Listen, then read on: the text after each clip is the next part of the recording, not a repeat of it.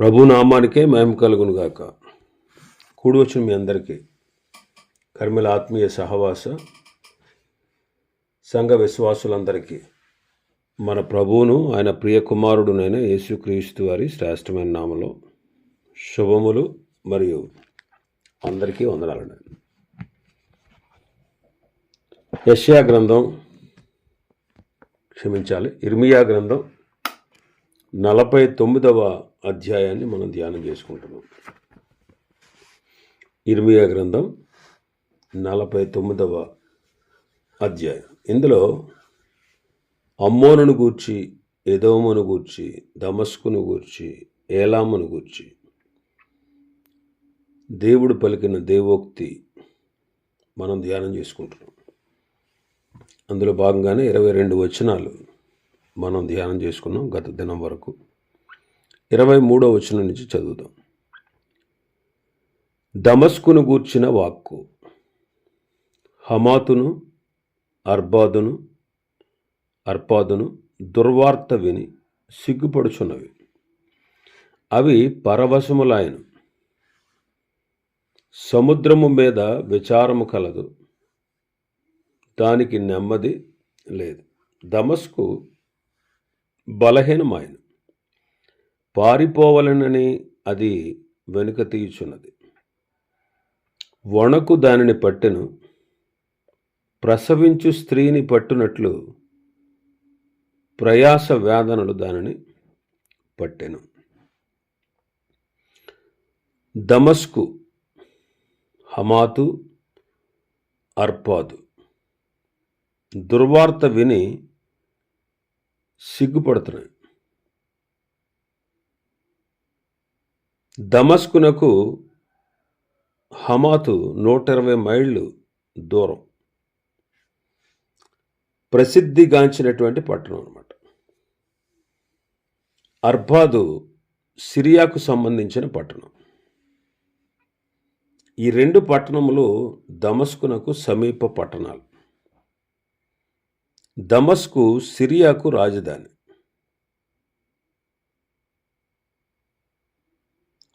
దమస్కు యొక్క పాపం సిరియాలోని పలు ప్రాంతాలకు వచ్చుట మనం గమనించగలం.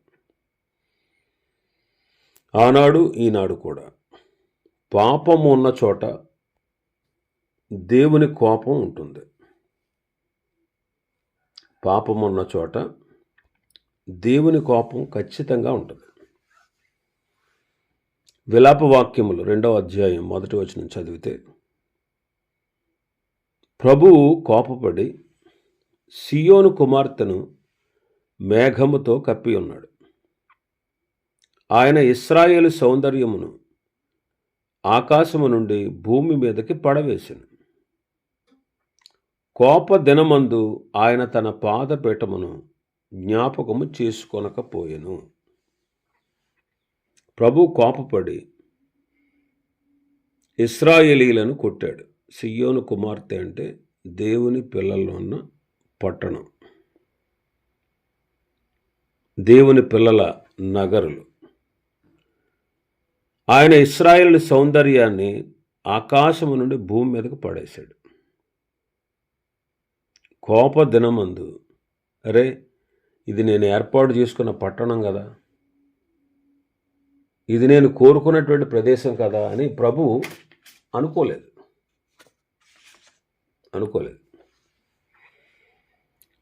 దానికి గల కారణం ఏంటంటే పాపం. ఎందుకు ఆయన కోపం వచ్చింది? ఇశ్రాయేలీలు లెక్కలేనన్ని దినాలు ఆయన మర్చిపోయారు. తమ దేవుడైన యెహోవాను వారు సేవించుట, ఆరాధించుట, గణపరచుట, ఆయన ఆజ్ఞలు, కట్టడలు, విధులు, ధర్మాల ప్రకారం నడవకపోవుట,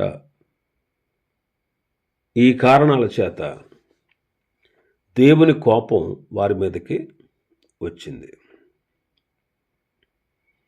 కాబట్టి ఆనాడు కానీ ఈనాడు కానీ పాపం ఉన్న చోట ఖచ్చితంగా దేవుని కోపం ఉంటుంది. దేవుని కోపం ఉంటుంది. ఆది నుండి అలాగే జరుగుతూ వచ్చింది. పాపం ఉన్న చోట దేవుని కోపం ఉంటుంది. ఆదాము తాను చేసిన పాపం బుద్ధిపూర్వకంగా దేవుని యొక్క అధికారాన్ని ధిక్కరించాడు.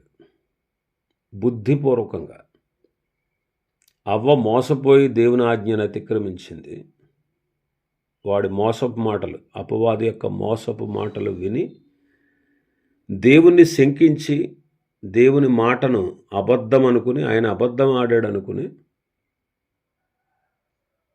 తాను పాపం చేసింది, ఆజ్ఞను అతిక్రమించింది.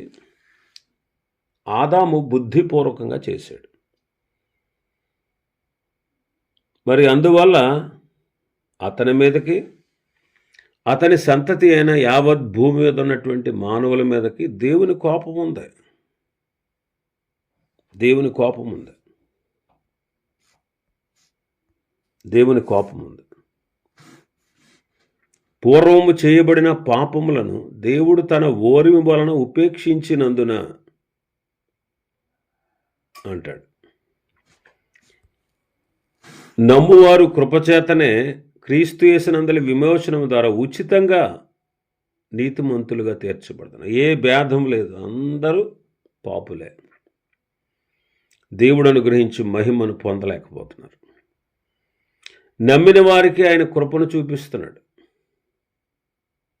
క్రీస్తు యేసునందలి విమోచన ద్వారా ఉచితంగా నీతిమంతులుగా తీరుస్తున్నాడు. వారి పాపములను ఉపేక్షించాడు. మరి సువార్త దేవుని శక్తే కాదు, దేవుని నీతి కూడా. దేవుని నీతి కూడా ఏంటి? దేవుని నీతి పాపానికి శిక్ష విధించబడాలి. పాపానికి శిక్ష విధించబడాలి. అందుకే ఆయన కోపమంతా, పాపానికి వచ్చేటువంటి శిక్ష మానవుడు భరించాలి కాబట్టి ఆయన కోపం అంతా ఎప్పుడు చల్లారిందో తెలుసా?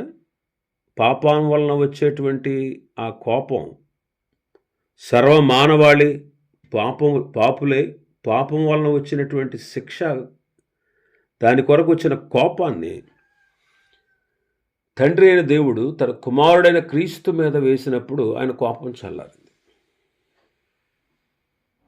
ఆయన కోపం చల్లారింది. యెషయా గ్రంథం 12వ అధ్యాయం 1వ వచనం చదివితే, విమోచించబడిన దినాన్ని మీరు ఎలా అంటారు, యెహోవా నీవు నా మీద కోప్పడ్డావు, నీ కోపము చల్లారింది, నేను స్తుతిస్తున్నాను, నీవు నన్ను ఆదరించావు అంటాడు. అంటే దేవుని కోపం ఎలా చల్లారింది? క్రీస్తు, ప్రభువైన యేసుక్రీస్తు వారు ఈ లోకానికి శరీరధారిగా వచ్చి మానవుల పాప శిక్ష అంతా తన మీద వేసుకున్నప్పుడు ఆ శిలువలో ఆయన ఘోరమైన శ్రమలు పొంది మరణించి సమాధి చేయబడి తిరిగి లేచినప్పుడు, ఆయన మరణం పొందినప్పుడు దేవుని కోపం, దేవుని ఉగ్రత చల్లారింది. అందుకే ఇప్పుడు క్రీస్తు యేసునందున్న వారికి ఏ శిక్షా విధియు లేదు అంటాడు రోమాపత్రిక 8వ అధ్యాయం 1వ వచనంలో. ఎందుకు లేదు క్రీస్తు యేసునందున్న వారికి శిక్ష? ఎందుకంటే తండ్రి అయిన దేవుడు మన శిక్షను తన కుమారుడి మీద బదిలీ చేసి ఆయనను నలగొట్టుటకు యెహోవాకు ఇష్టమాయెను. కాబట్టి పాపం పట్ల దేవుని కోపం ఉంది. అందుకే ఆదాము పాపం జంతువు మీద వేశాడు కోపం. ఆ కోపం వల్ల వచ్చే శిక్ష, చావాల్సిందే ఆదాము, చావాల్సిందే అవ్వ పాపాన్ని బట్టి. కానీ నిర్దోషమైన గొర్రె చచ్చిపోయింది. మరి అది పూర్తి వెల కాదు. పూర్తి వెల ఎవరు చెల్లిస్తారు? ఆ గొర్రె వలె విమోచకుడు కూడా వచ్చి శ్రమ పొంది రక్తాన్ని చిందించి తండ్రి నుంచి వేరై ఆత్మీయ మరణం, భౌతికంగా మరణించి భౌతిక మరణం, ఆ రెండవ మరణం అనే ముళ్ళును, మొదటి మరణం అనే ముళ్ళు ద్వారా ఆయన విరిచేశాడు. ఆయన పాపి కాదు కాబట్టి రెండవ మరణానికి వెళ్ళాల్సిన అవసరత లేదు. కాబట్టి మొదటి మరణంలోనికి వెళ్ళి రెండవ మరణం అనే ముళ్ళుతోనే తీయాలన్నట్టు ఈ మొదటి మరణం అనే ముళ్ళుతో రెండవ మరణం అనే ముళ్ళును తీసి అవతల పడేశాడు. ఇప్పుడు క్రీస్తునందున్న వారికి ఏ శిక్షా విధియు లేదు. సువార్త అనేది దేవుని నీతి, దేవుని శక్తే కాదు, దేవుని నీతి కూడా. నేను దేవుణ్ణి, నేను మిమ్మల్ని రక్షించేస్తానని మాటల వల్ల అంటే సరిపోదు. న్యాయం ఏమడుగుద్దంటే పాపానికి శిక్ష విధించాలి కదా, పాపిని శిక్షించాలి కదా అంటది. ఆయనలో ఉన్న న్యాయమే. ఆయన ప్రేమ గలవాడు, న్యాయవంతుడు. ఆయనలో న్యాయం ఏమడుగుద్ది? పాపిని నువ్వు ఎలా రక్షించగలవు? పాపిని నువ్వు ఎలా విడిపించగలవు? పాపికి వెల చెల్లించాలి కదా, శిక్షణ పెట్టాలి, లేదా పాపికి వెలన్నా చెల్లించాలి.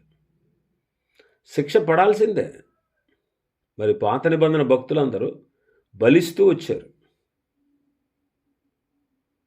విమోచకుడిని నమ్మి దేవుణ్ణి అంగీకరించి, దేవా నీవు నన్ను అంగీకరించే ఏకైక మార్గం నీవే నన్ను అంగీకరిస్తావు, నువ్వు కోరిన విధంగా నేను బలి తెచ్చానని బలి తెచ్చిన ప్రతి భక్తుని యొక్క పాపాన్ని ఆ పశువుల మీద వేసి పూర్తి పేమెంట్ విమోచకుడు వచ్చిన తర్వాత వారి కొరకు చెల్లించబడింది. వారి కొరకే కాదు, మన కొరకు కూడా చెల్లించబడింది. పాపంపై దేవుని కోపం ఉంటుందండి. పాపి అలా పాపిగానే మిగిలిపోతే దేవుని కోపం భరించాల్సి వస్తుంది. ఏంటో కోపం? నిత్య నరకాగ్ని, అగ్ని గంధకాలతో మండు గుండంలో పడి వాడి శిక్ష వాడే భరించాలి. మరి మన శిక్ష మనం భరించలేనంత గొప్పది. అందుకే మన శిక్ష ఆయన తన కుమారుడి మీద వేసి తన కోపం అంతా తీర్చుకున్నాడు.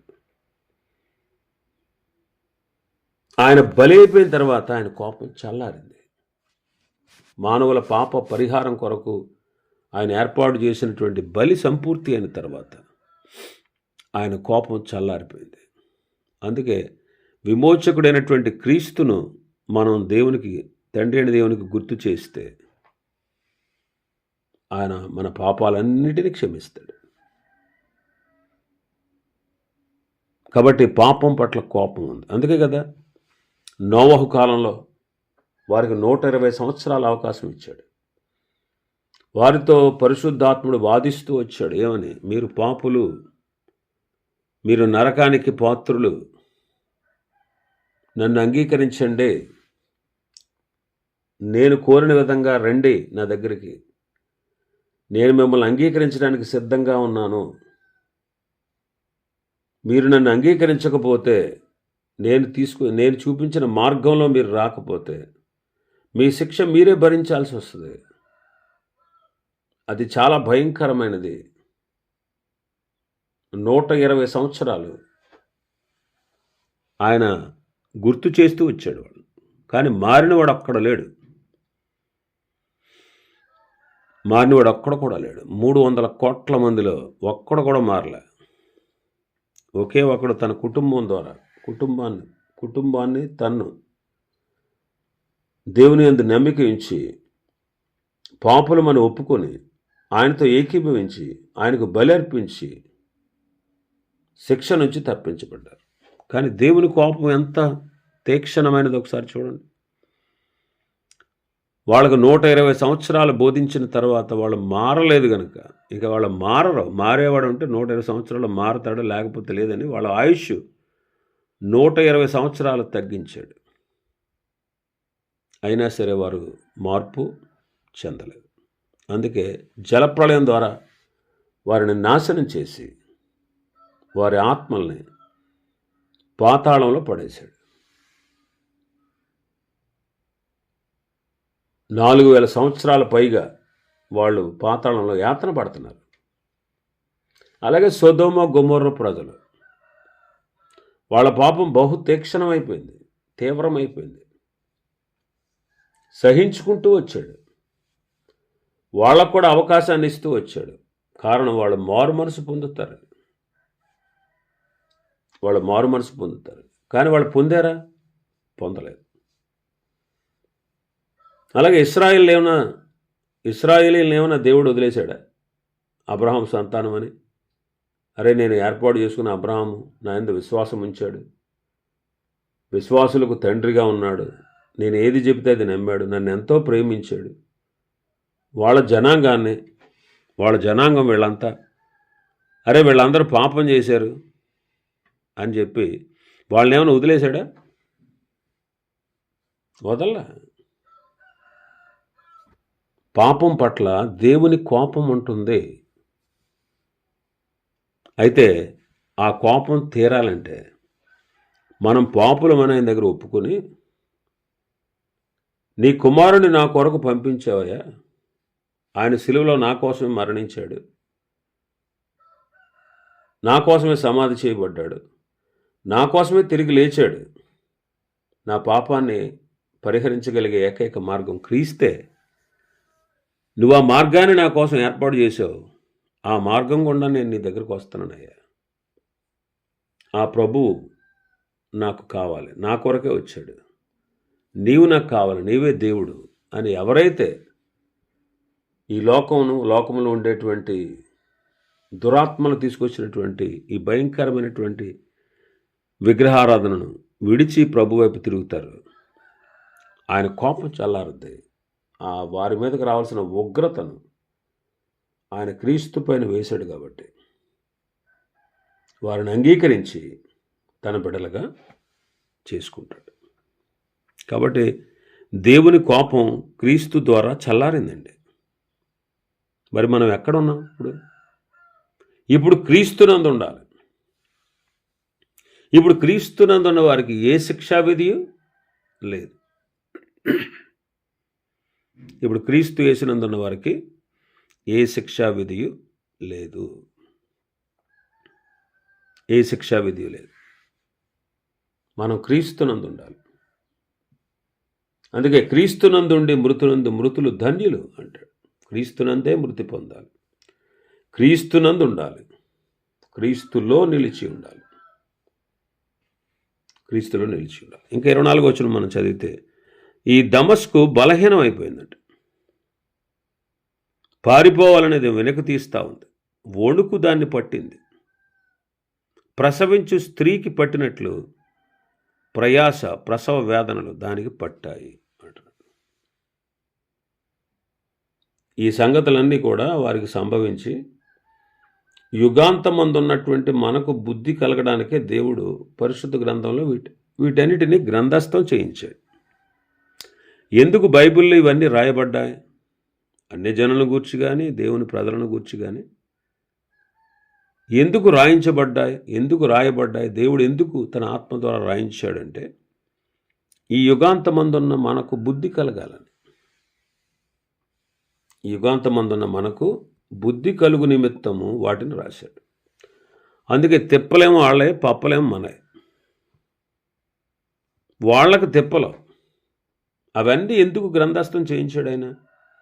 అరే ఇలా ఉంటే దేవుని కోపం ఉంటుంది, ఇలా ఉంటే దేవుని ప్రేమ ఉంటుంది, ఇలా చేస్తే మనం తప్పించబడతామని ఈరోజు మనకి ఇది బోధగా, మనకు బుద్ధి కలుగు నిమిత్తము పరిశుద్ధ గ్రంథంలో ఆయన రాయించాడు. మరి దమస్కు ఇక్కడ బలహీనం అయిపోయింది, పారిపోవాలని పారిపోతూ ఉంది, వణుకు దాన్ని పట్టింది, ప్రసవించు స్త్రీ వేదనలు దానికి పట్టాయి. మరి ఈ సంగతులన్నీ ఎందుకు రాయించాడు ఆయన? మనకు బుద్ధి కలగాలి, మనకు బోధ కలగాలి. కొరింథీయులకు రాసిన మొదటి పత్రిక 10వ అధ్యాయం 11వ వచనం, ఈ సంగతులు దృష్టాంతములుగా వారికి సంభవించి యుగాంతమందున్న మనకు బుద్ధి కలుగుటకై రాయబడిన. రోమాపత్రిక 15వ అధ్యాయం 4వ వచనం, ఎలయనగా ఓర్పు వలనను లేఖనముల వలన ఆదరణ వలనను మనకు నిరీక్షణ కలుగుటకై పూర్వమందు వ్రాయబడినవన్నీ మనకు బోధ కలుగు నిమిత్తము రాయబడ్డాయి. ఏం కలగాలంటే మనకు బోధ కలగాలి. మనకు బోధించబడ్డాయి. ఎందుకు? మనం బుద్ధి తెచ్చుకుంటామని. అంతేగాని వాళ్ళ చేసినట్టుగా మనం కూడా చేద్దామని కాదు రాయించింది. లేకపోతే దాన్ని విమర్శ చేయడానికి కాదు రాయించింది. లేకపోతే ఏది మంచో ఏది చెడో నువ్వు నిర్ధారణ చేస్తావని కాదు పరిశుద్ధ గ్రంథంలో దేవుడు రాయించింది. ఎందుకంటే మనకు బుద్ధి కలగాలి, మనకు బోధ కలగాలి. మనకు బుద్ధి కలగడానికి, మనకు బోధ కలగడానికే ఈ సంగతులన్నీ పరిశుద్ధ గ్రంథంలో ప్రభు రాయించి ఉంచారు. కాబట్టి ఇక్కడ దమస్కు బలహీనమైపోయింది. దమస్కు ఏమైపోయింది? బలహీనమైపోయింది.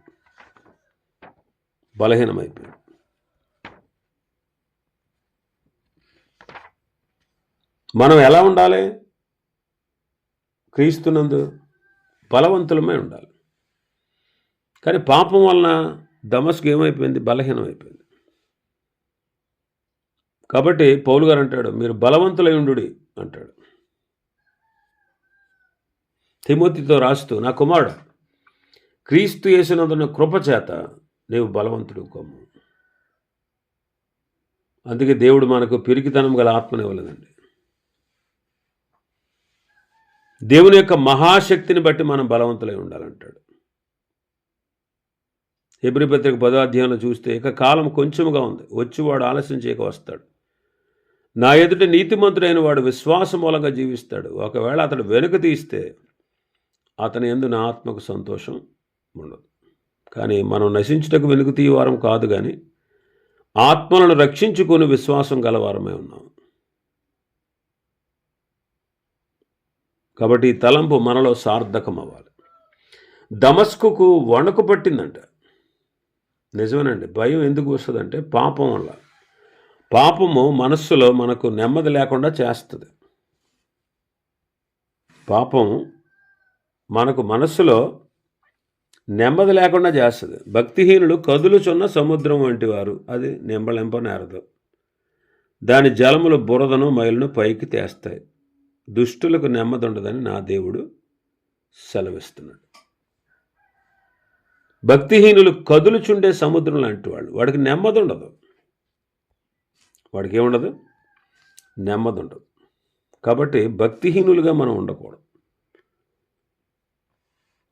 మనం భక్తిహీనతను, ఇహలోక సంబంధమైన దురాశలను విసర్జించి శుభప్రదమైన నిరీక్షణ నిమిత్తము, అంటే మహాదేవుడు మన రక్షకుడైన యేసుక్రీస్తు మహిమ యొక్క ప్రత్యక్షత కొరకు ఎదురు చూస్తున్నాం. కాబట్టి ఈ లోకంలో స్వస్థ బుద్ధితో, నీతితో, భక్తితో బ్రతుకుచుండవలనని మనకి బోధించుచున్నది. శుభప్రదమైన నిరీక్షణ నిమిత్తం అంటే యేసుక్రీస్తు ప్రత్యక్షత నిమిత్తం ఎదురు చూస్తున్నాం. ఈ లోకంలో ఉన్నాం.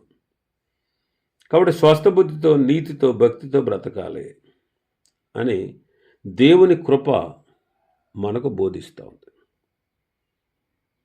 ఇంకా దమస్కుకు ప్రసవించు స్త్రీకి పట్టినట్లు ప్రసవ వేదనలు పట్టినాయి అంటున్నాడు. లోకులు నెమ్మదిగా ఉంది, మాకు భయమే లేదని చెప్పుకుంటున్నారు. ఈ లోకంలో అందరూ ఎలా ఉన్నారు? నిశ్చింతగా ఉన్నారు. నిశ్చింతగా తింటున్నారు, త్రాగుతున్నారు, తిరుగుతున్నారు, ధనవృద్ధి చేసుకుంటున్నారు, లోకమందు ఆలోచన చేసి లోకమందు ఎంజాయ్ చేస్తున్నారు. వారు కోరిన విధంగా జీవిస్తున్నారు. ఇష్టానుసారమైన బ్రతుకులు బ్రతుకుతున్నారు.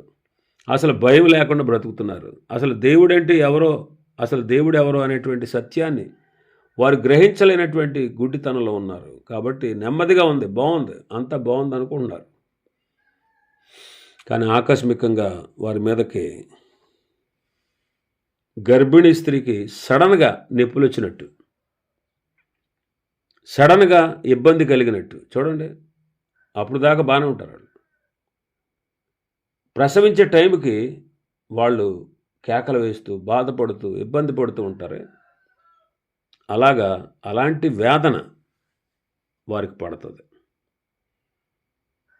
కాబట్టి లోకులు నెమ్మదిగా ఉంది, పర్లేదు అనుకుంటున్నారు.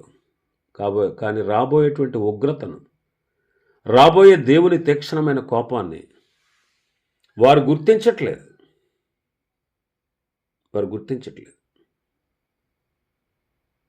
కాబట్టి అలాంటి పరిస్థితి లోకం మీదకి రాబోతూ ఉంది. మరి మనం తప్పించుకున్నామా? ప్రభువైన యేసుక్రీస్తు వారు కలువరిలో వేదనలు బాధలు పొంది మన మీదకు రావాల్సినటువంటి శిక్షను తీర్పు తీర్చి ఆయన స్వీకరించిన మనకు అటువంటి నాశనం నుంచి విడుదలను అనుగ్రహిస్తాడు. కాబట్టి మనం క్రీస్తునందు ఉండాలి. ఇక చాలా విషయాలు ఉన్నాయి ఈ అధ్యాయంలో. ప్రభు చిత్తమైతే రేపటి దినం మరికొన్ని విషయాలు మనం ధ్యానం చేసుకుందాం. దేవుడి వర్తమాన వాక్యాన్ని మన వెనుకడిలో ఆశీర్వదించునుగాక. ఆమేన్.